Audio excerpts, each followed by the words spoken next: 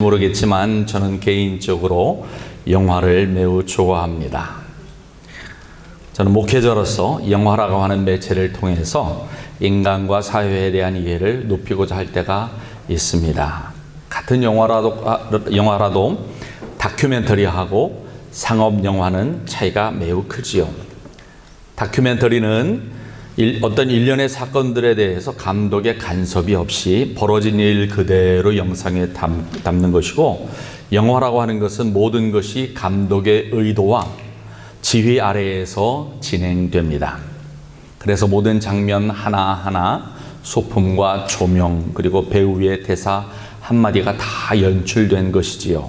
감격적인 장면이나 손에 땀이 쥐는 스펙타클한 장면, 그리고 우리의 눈시울을 적시는 슬픈 영화의 한 장면도 다 감독에 의해서 우리에게 주어진 것입니다. 잘 만들어진 영화 한 편이 수백 편의 글보다 더 큰 효과를 낼 때가 있더라고요.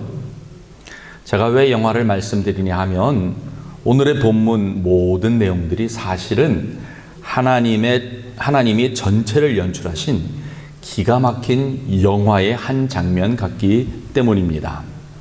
이 한 장면을 만들기 위해서 하나님은 수천 년의 역사를 준비하시고 전 유럽과 중동 지역의 정세와 제국의 흥망성쇠를 주관하시는 하나님의 역작이 이제 그 빛을 발할 때인 것입니다. 사실 우리 그리스도인들에게는 너무나도 당연한 사실이고 상식적인 사실이 바로 예수 그리스도의 탄생이 하나님의 완벽한 예언의 완성이라고 하는 것이지요. 다윗과 아브라함의 자손이어야 하고 베들레헴에서 태어나셔야 하고 세상의 구세주이어야 한다는 것입니다. 그런데 사실 요셉과 마리아는 베들레헴이 아닌 갈릴리 나사렛에서 살고 있었습니다. 근데 그 임신 막달에 무거운 몸을 이끌고 멀고 먼 길을 하나님이 오게 하셔요. 갈릴리 나사렛에서 베들레헴으로 오자면 중간에 사마리아를 거쳐야 하는 먼 길입니다. 북쪽 끝에서 남쪽 끝까지 와야 하는 거친 여정이지요. 그런데 그 길을 하나님이 올 수밖에 없는 그런 상황을 연출하십니다. 로마 황제 가이사 아구스토를 통해서 모든 로마 제국의 시민들과 식민지의 정복민들이 다 호적을 하라고 명령을 하십니다. 호적을 하는 이유는 가이사 아구스토가 로마 제국을 다 완성하였기 때문에 이제 안정된 제국의 미래를 준비해야 하는 시기이기 때문에 그렇습니다. 그 명령이 얼마나 추상 같은지 로마에서 한참 떨어진 변방의 이스라엘에서도 누구 하나 예외 없이 호적하러 자신들의 본적으로 떠났습니다. 그런데 생각해 보세요. 자신들이 살던 곳이 아닌 본래의 고향, 그것도 수백 년 전부터 고향으로 인정되던 곳으로 가야 합니다. 이스라엘 사람들에게 고향이라고 하는 것은 출애굽 시대까지 올라가요. 본적은 광야에 40년을 마치고 여호수아의 인도로 가나안 땅에 들어갔을 때 아시죠? 12지파에게 가나안 땅을 다 나누어 주었어요. 바로 그곳으로 가야 된다는 것입니다. 한국은 수백 년까지는 아니고 우리 아버지가 등록한 것이 본적이지요. 저는 마포구 공덕동입니다. 제 아버지는 경기도 이천분인데요. 근데 그 이스라엘은 그렇게 오래전에 이미 여호수아를 통해서 주어진 그곳으로 가야 했던 것입니다. 그러니 그 본적지에 얼마나 많은 사람들이 몰려들었겠습니까? 또 1, 2년을 시간을 준 것도 아니고 몇 달을 줬을 테니까, 한국이나 중국에서 설날이나 추석날 또는 미국에서 추수감사절 또는 이번 주간 같이 그 성탄절에 그런 것 같이 민족 대이동이 이루어졌을 것입니다. 베들레헴에 요셉과 마리아가 도착했어요. 다른 사람보다 좀 늦었겠지요. 만삭의 부인을 데리고 어떻게 뛰어갈 수 있었겠습니까? 또 베들레헴이 원래 관광지도 아니기 때문에 여관도 많지 않았을 것이고, 방문객이 많다 보니까 일반 집도 다 빌려주었을 것입니다. 요즘에 에어비앤비처럼 말입니다. 아쉽게도 요셉과 마리아가 도착했을 때 이미 모든 집이 다 꽉 찼습니다. 그래서 야외에서 노숙할 수 없으니 외양간 같은 곳이라도 마다하지 않고 머무를 수밖에 없었습니다. 최근의 고고학적 발견에 의하면 당시 베들레헴의 가옥 구조가 1층은 가축들이 머무는 공간을 쓰고 사람들은 2층부터 사는 그런 공간이었다고 하더라고요. 그런데 이 외양간에 머무는 장면에 대한 표현이 너무 쉽게 낮고 천한이라고 묘사되더라고요. 너무 쉽잖아요. 그냥 이렇게 낮고 천한 곳으로 오셨다. 장로님이 소리를 조금만 내려주시기 바랍니다. 저는 생각해 봤어요. 정말 낮고 천한 상황인가? 그냥 얼핏 보면 낮고 천하기는 하지요. 하지만 성경 어디에도 요셉과 마리아가 가난해서 그곳에 머물 수밖에 없다라고 하는 표현은 나오지 않습니다. 요셉이요, 그래도 나사렛에서는 몫으로 자리 잡은 사람이었어요. 생활력도 강했고 책임감이 강한 사람이었어요. 그렇게 가난하지 않았어요. 마태복음에 의하면 동방 박사들이 와서 바친 예물들이 황금이고 유향이고 모략이었어요. 꽤 비싼 물건들이었거든요. 그래서 요셉과 마리아, 아기 예수님이 몇 년 동안 이집트에서 망명 생활을 할 수 있었을 만큼 재정적인 어려움은 없었던 분입니다. 그냥 베들레헴에 사람이 많았기 때문인 것이에요. 낮고 천했기 때문이 아니에요. 사실 나중에 다시 언급하겠지만 예수님의 탄생을 축하해 주러 오는 무리들이 조금 독특했습니다. 누가복음에는 목자들이라고 나와 있고요. 마태복음에는 동방박사들이었기 때문에 일반 사람들과 함께 있으면 눈에 많이 띄었을 것입니다. 하지만 예수님이 탄생하신 것을 직접 계시받은 이 두 종류의 사람들 외에는 알지 못한 것을 볼 때에 하나님이 의도적으로 가려놓으신 것으로 이해하는 것이 더 정확할 것입니다. 아무나 볼 수 없는 하나님이 숨겨놓으신 그런 모습입니다. 그러기에 가장 좋은 것이 어떤 의미에서는 구유일 것입니다. 그리고 바로 이 기간에 예수님이 태어나신 것도 하나님의 계획이지요. 다 아시잖아요. 그냥 일반 사람들이 태어난 건 자연적이고 우연적인 사건에 가깝지만 예수님은 정확하게 이 시간에 맞춰서 태어나시기 위해서 하나님이 천사장 가브리엘을 보내셔서 10개월 전에 마리아에게 수태고지를 하시고 마리아가 처녀 임신을 하게 만드셨어요. 그 전에 좀 더 바쁘게 6개월 전에는 세례 요한이 임신되게 하셨고요. 어떤 의미에서 하나님의 타임테이블은 매우 정교합니다. 자, 그러면 이제 예수님이 구유 위에 계셔야 하는 이유는 다 설명이 된 것 같습니다. 그 다음은 이제 목자들 차례입니다.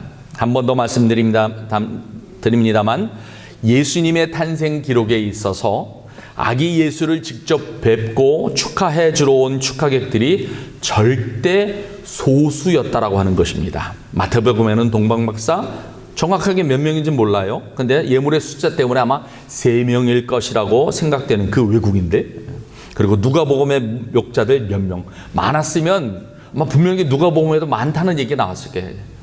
많아봤다 지금 우리가 예배드린 이 숫자만도 못하는 한 10명이 안 되는 대여섯 명 정도밖에 되지 않았을 그 정도 숫자입니다. 왜 하나님은 예수님의 탄생을 이리도 조용하게 보내게 하셨을까요? 누가복음 1장에 보면 세례 요한도 태어날 때 말입니다. 사가랴와 엘리사벳의 모든 친인척들, 그 주변 사람들이 다 와서 축하를 해줘요. 근데 예수님은 그분이 공생의 기간 중에도 가끔 자기의 놀라운 치유 사역을 마치고 나서도 나가서 주변 사람들한테 떠들지 말라고, 침묵하라고 명하시기도 합니다. 왜 그러실까요? 우리 생각에는 세상을 구원하실 분이라면 좀 더 많은 관객과 증인들이 필요했을 텐데 죄인으로 오신 게 아니잖아요. 실수로 오신 것도 아니고 자연적으로 우연히 오신 더더욱 아니지 않습니까? 나중에 다 자라고 보니까 알고 보니까 하나님의 아들이었네? 이것도 아니고요. 미리 다 예언하시고 준비하시고 가브리엘까지 보내셔서 보내신 하나님의 아들이셨는데 말입니다. 그런데요, 마태복음의 기록을 통해 알 수 있는 것은 동방박사들을 통해서 이스라엘의 왕 메시아가 태어났음을 알렸음에도 불구하고 그 탄생지가 예언에 의해서 베들레헴인 것을 알게 되었음에도 예루살렘의 그 어떤 종교 지도자들도 베들레헴으로 온 사람은 한 사람도 없어요. 심지어 베들레헴에 살던 사람들도 그 독특한 동방 박사들의 방문과 그 지역의 목자들의 증언을 듣고도 반응을 보인 사람들이 없어요. 무관심했어요. 이미 구원을 받은 우리 성도들인 우리는 우리 마음에 주 예수님이 확실히 들어와 계시기 때문에 이 구원의 은총이 얼마나 큰지 알지요. 그래서 예수님이 오신 것이 정말 대단한 일인 것을 알지요만 하나님의 은총과 거리가 먼 사람들에게는 별 관심이 없는 일입니다. 강건도 불구경만도 못한 겁니다. 신문의 가십거리만도 못하고요. 이스라엘 밖의 이방인들의 입장에서는 이미 자신들의 신이 있고 황제 숭배를 하고 있는 판인데 이스라엘 안에서도 당장 로마 제국 치하에서 어떻게 하든지 잘 버텨나가는 것이 최선이기 때문에 더구나 이스라엘의 역사의 최근의 수백 년간의 경험에 의하면 주변 대제국을 함부로 자극하지 않고 적당히 살기를 찾는 것이 최선임을 뼈저리게 체험한 사람들입니다.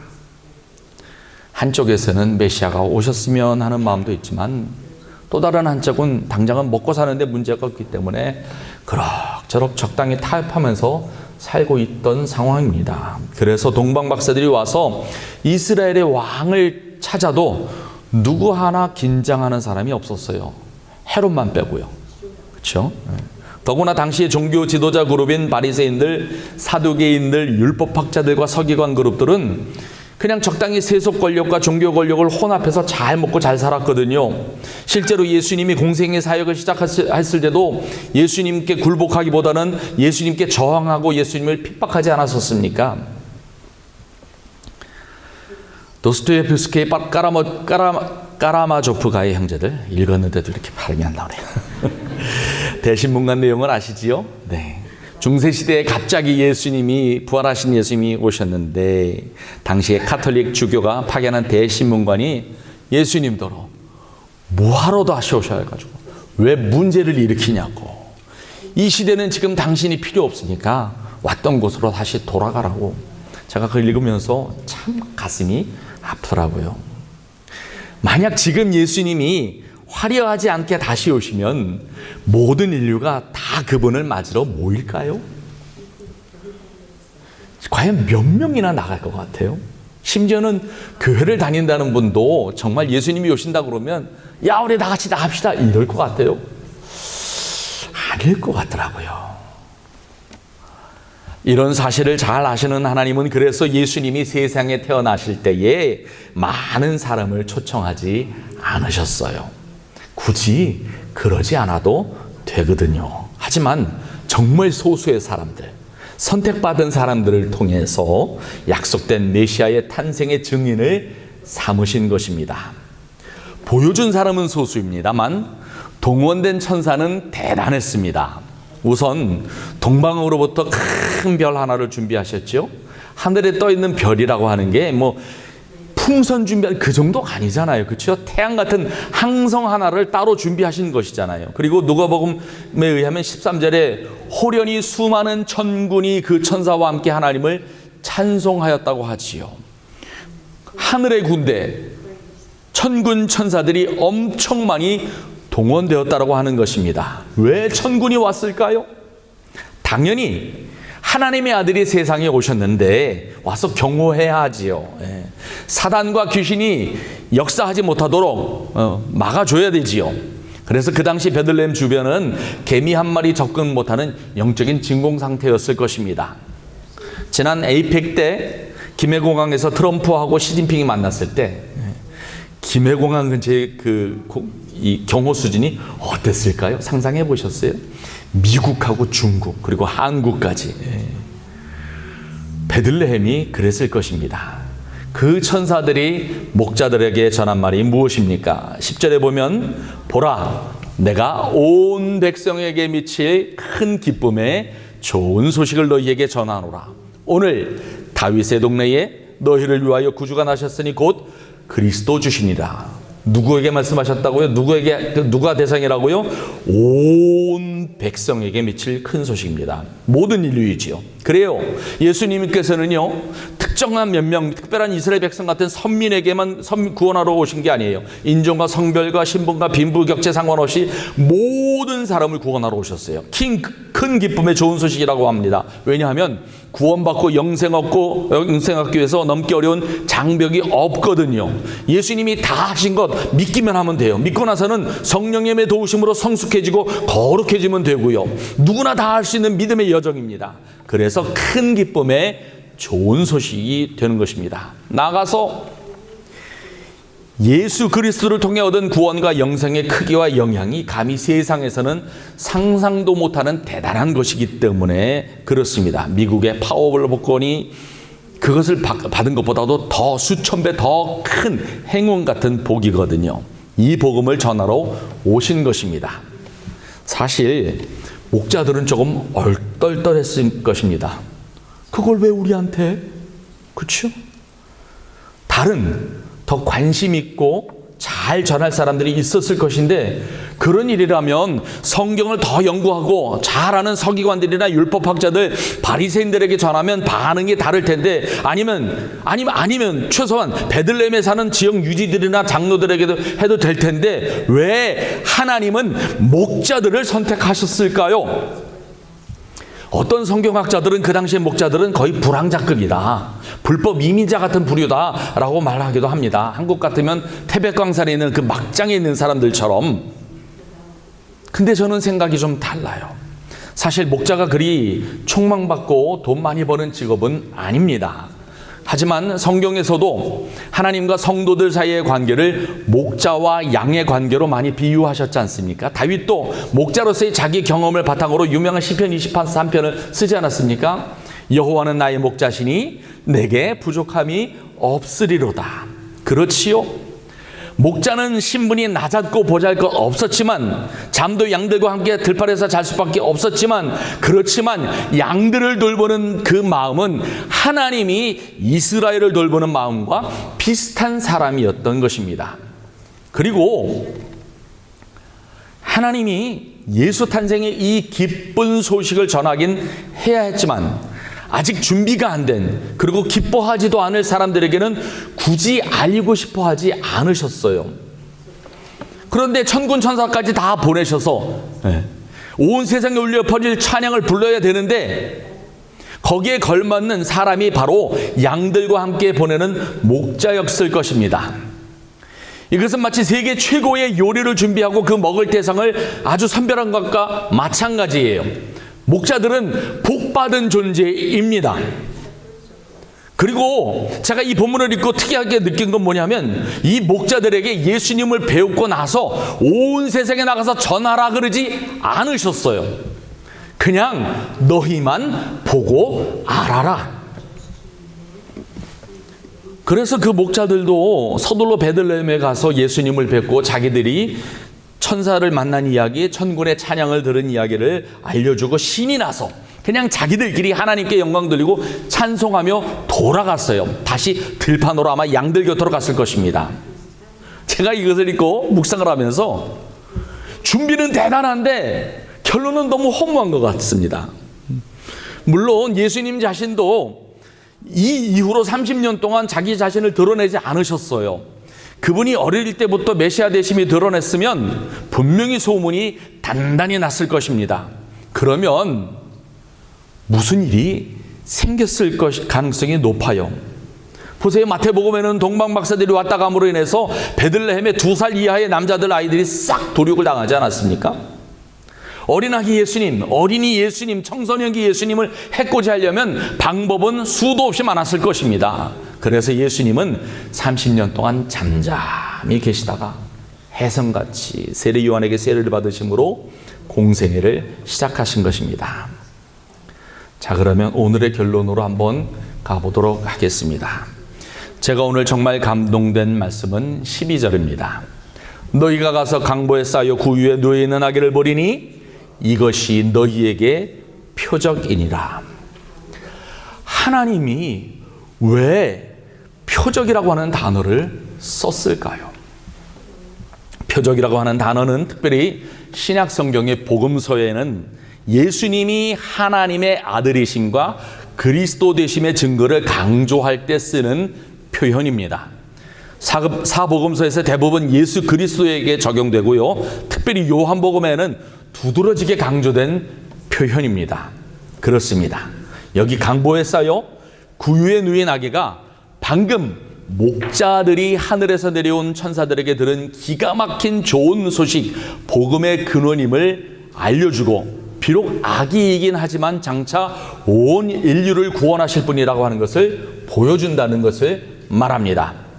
그분이 황금마차를 타고 오신 분도 아니고 안락한 양털 이불에 쌓인 분은 아닐지라도 그 아기가 구세주라고 하는 것입니다.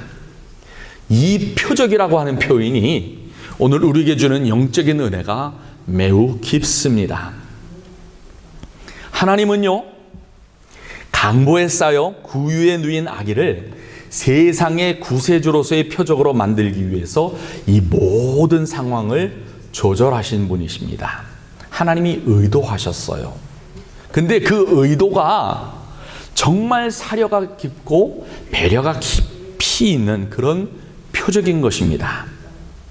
마치 가장 사랑하는 아기의 돌잔치를 준비하듯 사랑하는 배우자와 결혼하여서 첫 번째 맞이하는 생일날의 선물을 준비하시듯이 온갖 정성과 의미를 한껏 모아서 만든 음식 한 상, 케이크 같은 것입니다. 혹시 여러분, 대통령이 여러분의 집에 와서 식사하자고 하시면 여러분은 식당에 가서 투어해 갖고 오셔서 대접할 분 계십니까? 아니, 쉽게 말해서 한국에 미국의 대통령이 국빈으로 방문을 했는데 청와대 영빈관에서 비비고 만두를 쪄서 내놓을 수 있겠어요? 아니잖아요. 그렇죠? 청와대 수석 셰프가 최고의 음식으로 대통령이 뭘 좋아하는지 음식 취향까지 연구해서 스테이크 한 젓씩, 궁중 요리 하나, 디저트 하나 얼마나 신경을 쓰겠습니까?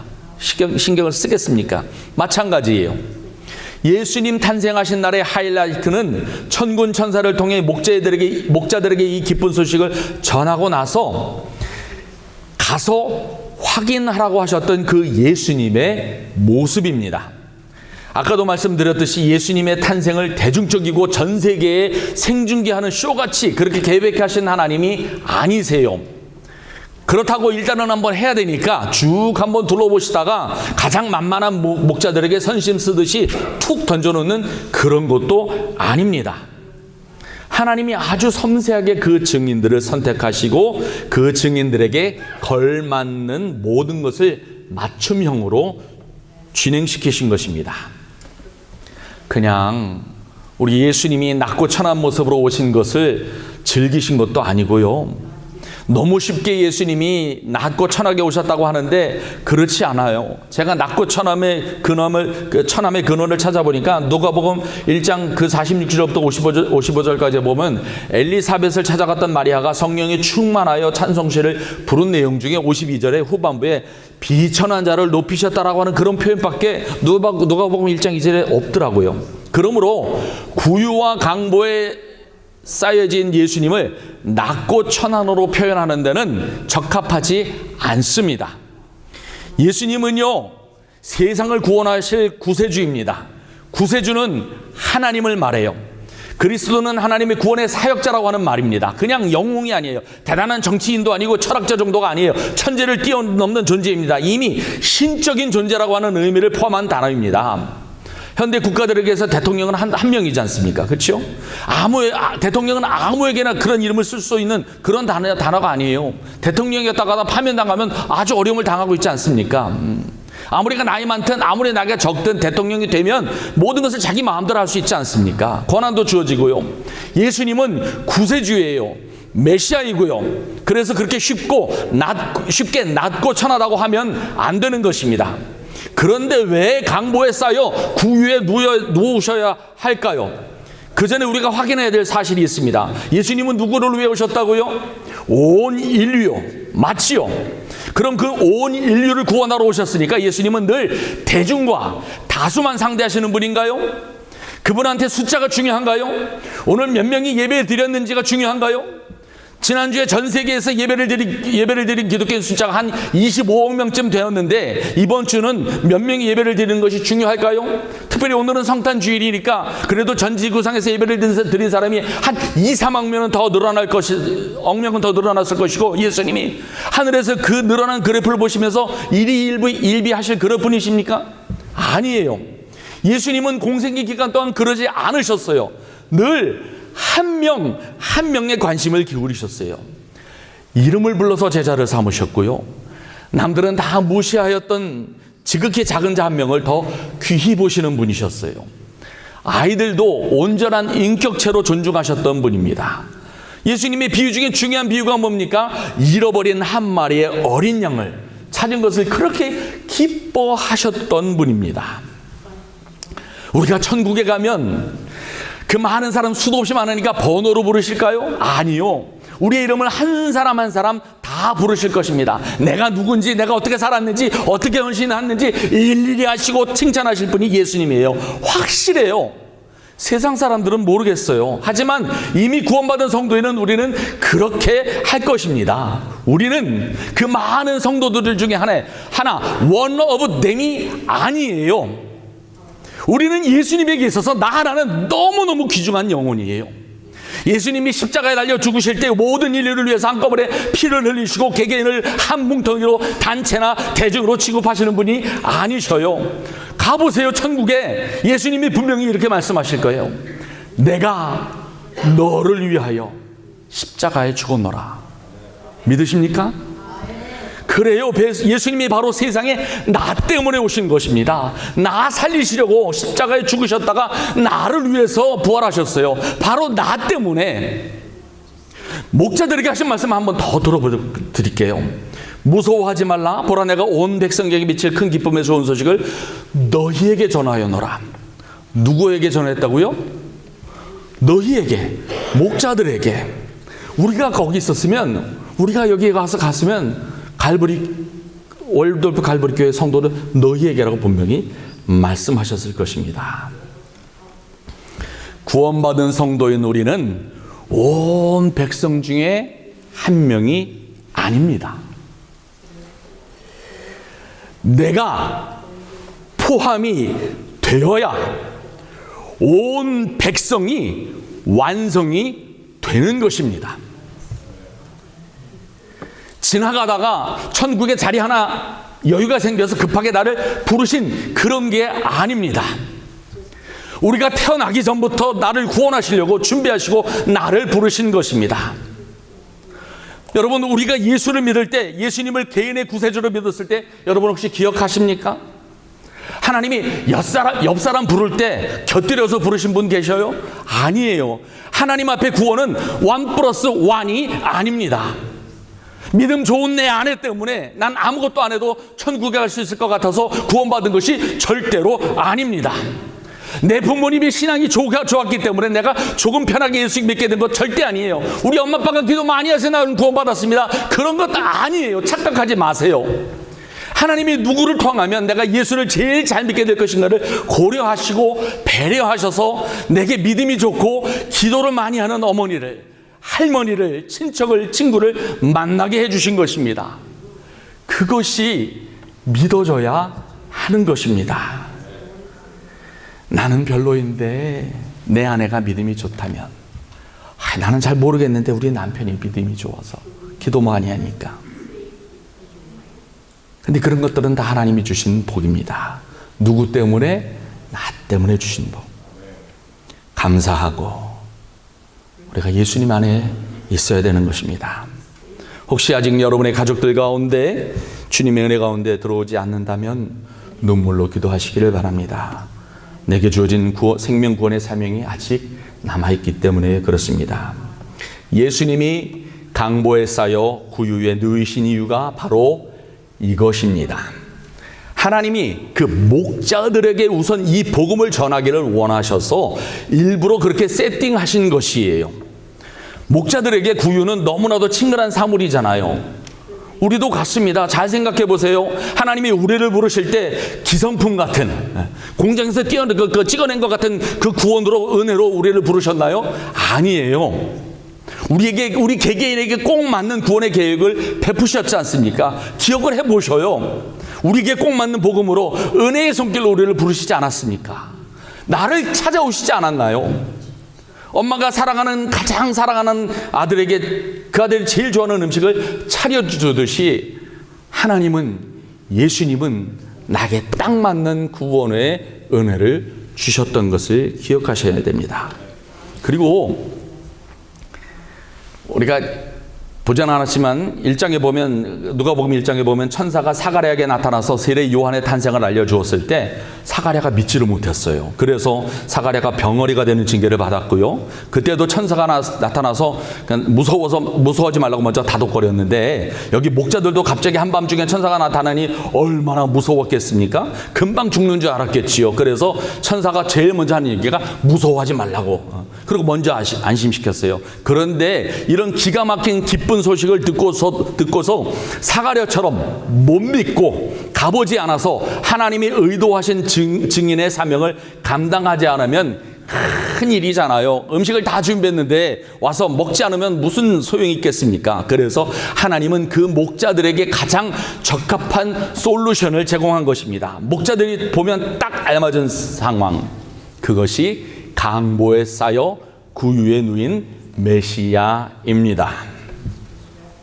누가 갓난아기를 강보에 싸서 구유에 누워놓겠습니까?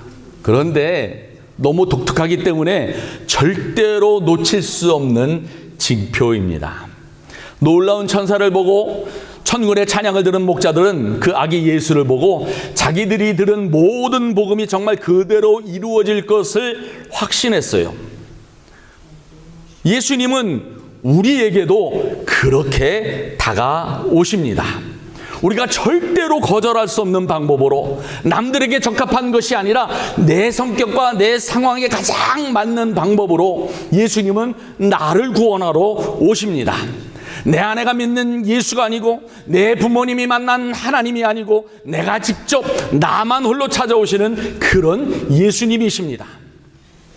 그분을 뵈면 우리는 오 주님, 당신은 하나님의 아들이시오, 나의 구세주이십니다라고 온전히 무릎 꿇고 경배할 수밖에 없는 그 모습으로 내게 다가오실 거예요. 지나가는 그 많은 분 중에 하나가 아니라 한 번 보면 잊지 못할 그 모습으로. 그래서 하나님은 표적이라고 하는 단어를 쓰신 것입니다. 내가 구원받게 될 바로 그 구원의 표적, 나의 예수 그리스도. 이번 한 주간 어차피 연말연시 우리의 과거를, 지난 1년을 돌아보고 미래를 계획하실 기간일 텐데, 이 한 주간 묵상을 해보시면서 여러분에게 다가온 예수님은 어떤 분이신지, 여러분이 볼 표적은 무엇인지, 우리가 기대하는 표적은 무엇일지, 내게 주시는 큰 기쁨의 좋은 소식을 들으시는 월돌프 갈보리교회 모든 성도님들이 되시기를 주의 이름으로 축원합니다. 기도하시겠습니다. 온 인류의 구세주로 오신 예수 그리스도여, 주님을 환영합니다. 그 독생자 예수를 보내시는 하나님 아버지, 그 은혜에 감사를 드립니다.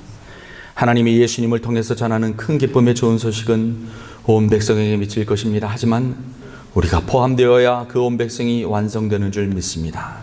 우리를 사랑하신 예수님, 우리가 주님을 못 알아볼까 노심초사하시는 예수님, 우리에게 개인적으로 다가오셔서 우리를 부르시고 지키시는 예수님, 그 은혜에 감사드립니다. 우리에게 주 예수 그리스도로 인한 구원의 표적을 확실히 보여주시는 그 크신 은총에 감사해 또 감사를 드립니다. 이 복음을 우리의 가족들에게, 우리의 친인척들에게, 친구들에게, 그리고 나아가서 온 천하에 전하게 하여 주시옵소서. 우리가 하나님이 기뻐하시는 성도가 되게 하시고 하나님이 주신 평화를 누리게 하옵소서. 이것이 복임을 확신케 하여 주시옵소서. 예수님의 이름으로 기도드립니다. 아멘. 다 같이 일어나셔서 찬송가 123장 부르시겠습니다.